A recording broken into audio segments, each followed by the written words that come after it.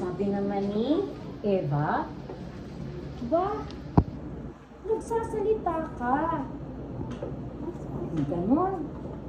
Alam mo ba kung ano sinabi ng Panginoon sa'yo? Oo. Ang sabi ni God, huwag kaming kakain sa prutas na nasa gitna ng Eden, dun sa puno. Eh bakit nandiyan ka? Sabing ganun ng ahas kay Eve. Ang Panginoon ay nagdamot sa'yo.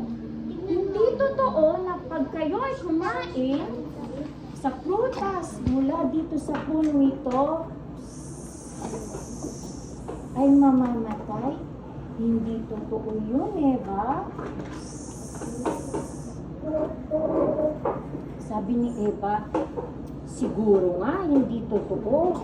Siguro, ayaw lang ni God na matulad kami sa Kanya na nakakaalam ng mabuti at ng masama. Eva, tikman mo, kumuha ka ng prutas mula sa punong ito. Napakasarap.